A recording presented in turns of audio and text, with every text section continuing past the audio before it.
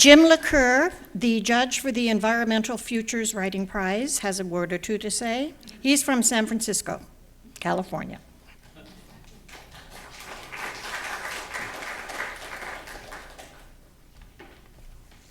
Thank you, and thank you to all those who wrote in my category, especially the Environmental Futures category.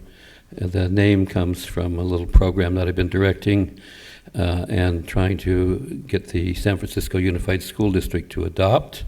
It's a contest trying to bring environmental education into every subject in every classroom, and they just adopted part of it, and they sponsored it to the tune of $3,000 a year on an ongoing basis, maybe forever. So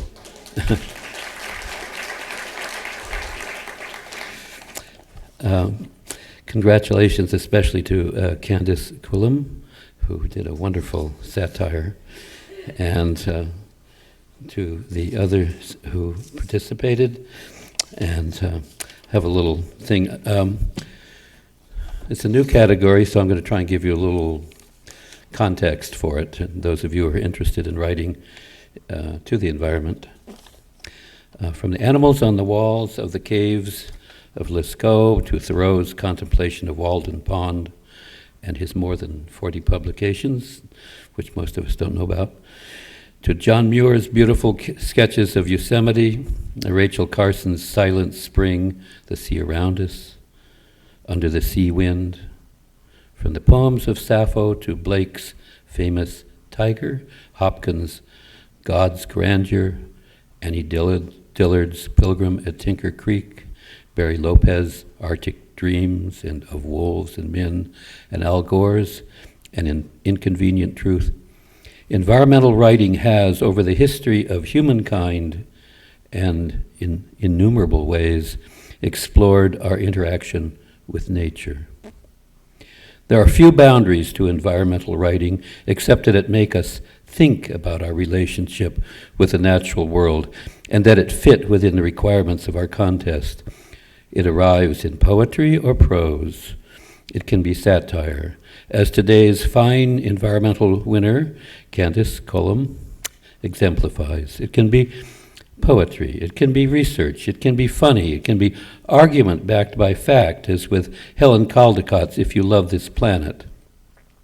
For me, as judge, I would like to see the best writing possible that excites our interest in some aspect of our environment, that touches in some fashion, directly or indirectly, nature, especially in light of man's effect on nature, though it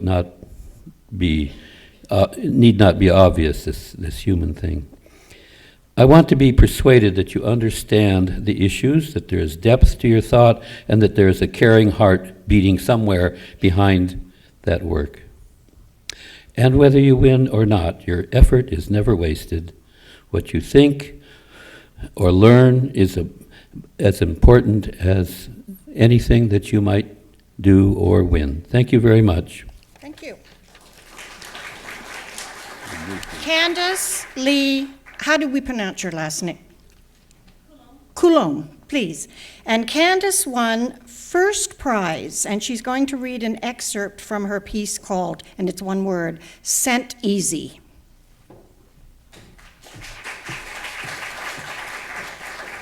Thank you all, and thank you to Penn Women and Jim LeCuyer.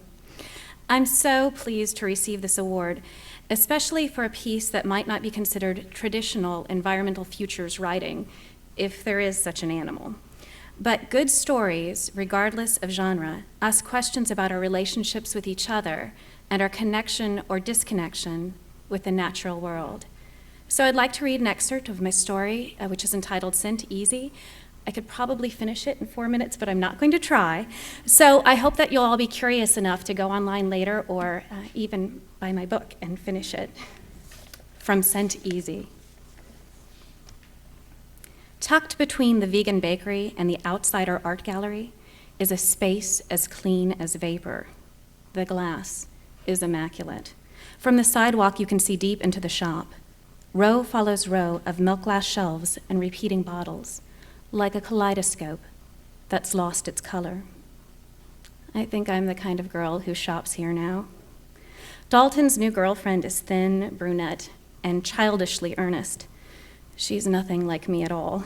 Though this morning I went to Aveda for a cut and color, warm hazelnut, nice I guess, and a toluene-free mani-pedi, and I picked up a new pullover. It's plain and painfully expensive. You know that boutique where sweaters are displayed one by one like pastries in a case, except more serious? So it's nice. Made from bamboo or made locally or something. I don't think bamboo grows here, so it has to be one or the other, not both. You know, when President Obama said he had a sense of hopefulness about this new green market and that this investment in clean energy will produce real benefits for the American economy, I think things might have gotten carried away. I know people get excited whenever he uses the word hope, but things just got so much greener overnight. Everybody looked for tax credits and subsidies, not just for wind farms and solar arrays, but for environmentally friendly polish and post-consumer waste clothing. I am serious about doing well by doing good. I'm a conscientious consumer, and I think Dalton would be proud of me, wherever he is. So good smell is the last stop on my list. No, really, good smell. One word, all lowercase, like whatever that abbreviated language was in 1984 when they kept losing letters, or E.E. Cummings' poem about that little goat-footed balloon man, or not. The funny thing is that good smell doesn't smell like anything, at least not to me. The salesgirl chic in a hemp Calvin Klein shift eyes my silk jersey wrap dress with concern. Hi, welcome to Good Smell. This is your first time visiting our perfumery. It's a statement, not a question. I tap the enamel V pinned to my Diane von Furstenberg so she'll rest assured it's vintage. Her face softens as she realizes silkworms were harvested in the 70s for this dress, but I haven't personally harmed any. She taps her own O pin. Yeah, zero carbon clothing. I'm not surprised. Hi, I'm Saffron. I'm here to help you find your signature scent. She turns my wrist and spritzes it, except there's no spit to the spritz, just a puff of air. I think it's empty. Oh no, coo Saffron, that's just right. We found that alcohol and similar bases are toxic to the environment. So to stay green, we've captured the essence of each scent. It's air. It's $95 for air. Not air, essence. It's completely different. It's a completely different thing, a different word. She hands me a tiny jar of coffee beans. Okay, clear your nasal palate. I breathe in obligingly. She puffs a series of essences on separate spots up my arms.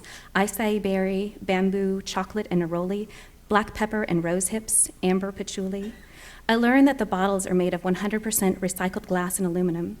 All organic, sustainable, fair trade ingredients, and 5% of every purchase would go to something important in Africa.